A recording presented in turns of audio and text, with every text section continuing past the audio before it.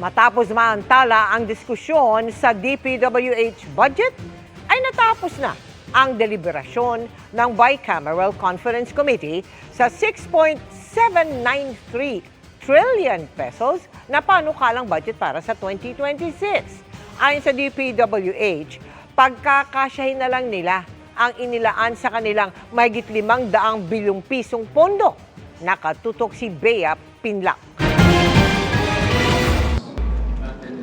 Pasado 2:00 ng madaling araw kanina, natapos na ng Bicameral Conference Committee ang diskusyon sa 2026 National Budget. Ang kabuuang halaga na nasa General Appropriations Bill, 6.793 trillion pesos.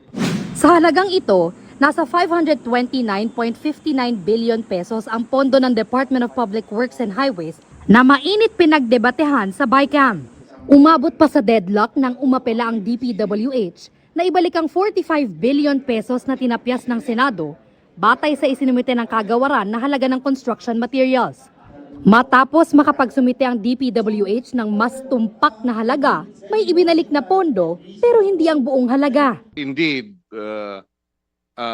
malaki ang dapat tapyasin. At nung kinumpute nila, sinama na rin yung hauling, ibig sabihin yung tracking, logistics ng materyales na kasama dapat sa costing.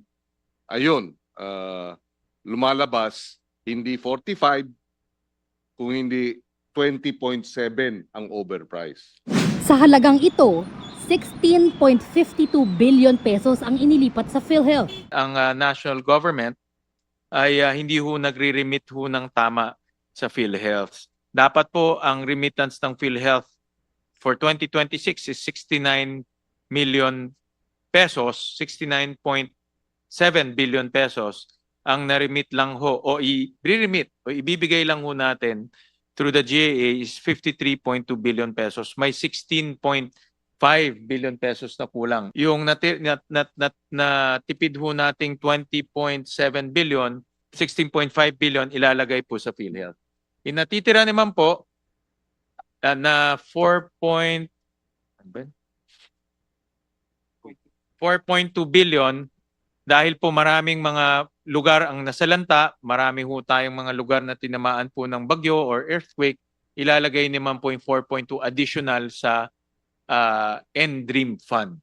Ang sabi ni DPWH Secretary Vince Dizon noon, magkukulang ang pondo para sa halos 10,000 proyekto kung hindi maibabalik ang buong 45 billion pesos sa kanilang budget.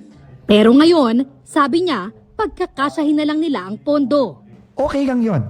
Kasi naniniwala ako, naniniwala ang Pangulo, at naniniwala din ang Kongreso na ang importante sa budget ay malinis siya at ma-implement siya ng tama. We will make do with what the Senate and the House has approved.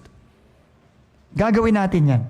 Gagamitin natin ng tama ang budget na ipinagkaloob sa atin ng ating Kongreso.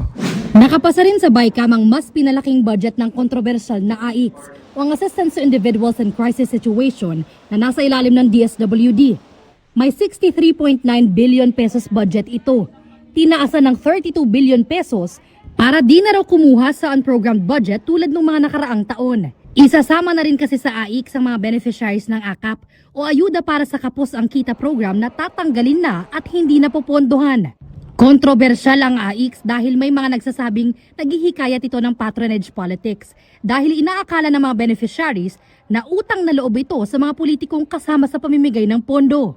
Kaya pangako ng Kamara at Senado na gagawin itong permanente parang 4-piece at lalagyan ng panuntunan para hindi magamit sa politika at maayos ang pamamahagi. Kahit sa MAIFIP o Medical Assistance for Indigent and Financially Incapacitated Persons, aalisin na ang paggamit ng guarantee letter mula sa mga politiko para maka-avail sa programa. Ang Department of Agriculture binigyan ng budget na nasa 185.75 billion pesos. Noong una, kinwestiyon ni Senator Ping Lacson ang listahan ng farm-to-market roads na kulang daw sa detalye tulad ng coordinates at plano. Babantayan daw ng Senado ang implementasyon nito at gagawa ng periodic inspection. Target daw na maratify ang BICAM report sa December 29. Sa December 29 din inaasahang maitatransmit ito sa Pangulo. Para sa GMA Integrated News, Bea Pinlac, nakatutok 24 oras.